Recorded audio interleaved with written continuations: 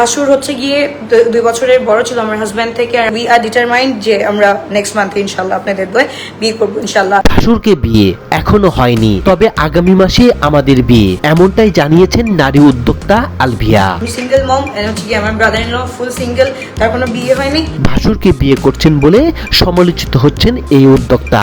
ভাসুর আর শ্বশুরের নামে লাইভে এসে রূপবান আপা যে কি বদনাম করলো, এখন আবার সেই ভাসুরের গলায় মালা পরাবে। কি আনন্দ, আবার সেই শ্বশুরের সামনে আবার বড় ছেলের বউ হয়ে যাবে। এগুলোর কাহিনীর কাছে স্টার প্লাসের কাহিনী ফেল। চালাইতে এখন আমাকে পাগল করতেছে, আর কি বলবো। বাপ ছেলে মিলে সবাই পাগল করে ফেলছিল। আমি মরে যাই, আমার কোনো সমস্যা নাই। আমার বাচ্চাদের আমার সেফটি নাই, আমার কোনো সেফটি নাই। ঘরের মধ্যে ছিলাম, অনেক কথা বলেছি, অনেক কথা, কারণ সবাই দুধের ধোয়া তুলছি পাবে না। বর্তমান সমাজে ভালোবাসার সম্পর্ক চেয়ে স্বার্থ আর সম্পদের সম্পর্কর দাম অনেক বেশি।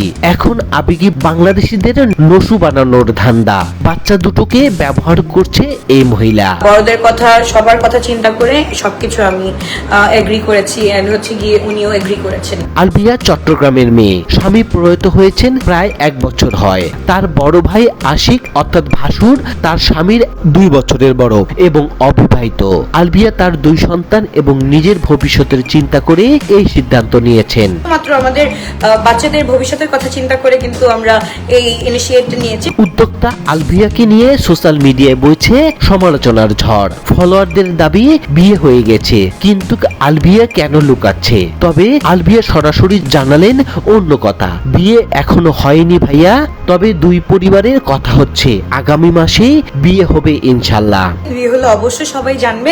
আমার ফ্যামিলিগতভাবে বিয়ে ঠিক হয়েছে আমার ব্রাদার ইন লর সাথে। স্বামীর মৃত্যুর 1 বছর পর আলভিয়া এই সিদ্ধান্ত কি ভুল? তার 2 সন্তান এবং নিজের ভবিষ্যতের কথা ভেবে তিনি যদি একই পরিবারে সেট হতে চান, তবে সেটা অন্যের আপত্তি কথায়। টাইম টোটালি চেঞ্জ করে দেয় মানুষকে, যে আমার মধ্যে কি চলছে, তার মধ্যে কি চলছে। সো হোপফুলি ইনশাল্লাহ। আলভিয়ার ভাষায়, আমার 2 মেয়ে এই পরিবারের রক্ত, আর 2 ভাইয়ের চেহারা এতটাই মিল যে আমি নতুন করে বাঁচার সিদ্ধান্ত নিচ্ছি। প্রত্যেক মানুষেরই কি নতুন করে বাঁচার এবং নিজের সিদ্ধান্ত নেওয়ার অধিকার নেই? সমালোচনা না করে কি আর আমার পাশে দাঁড়াতে পারেন না? এখনো বিয়ে হয়নি, তবে আমাদের বিয়ে আগামী মাসেই হবে। ঝগড়া যেহেতু শেষ হয়ে যেতে পারে, সো আই ডোন্ট থিংক আপনাদের কোনো প্রবলেম থাকা দরকার এখানে।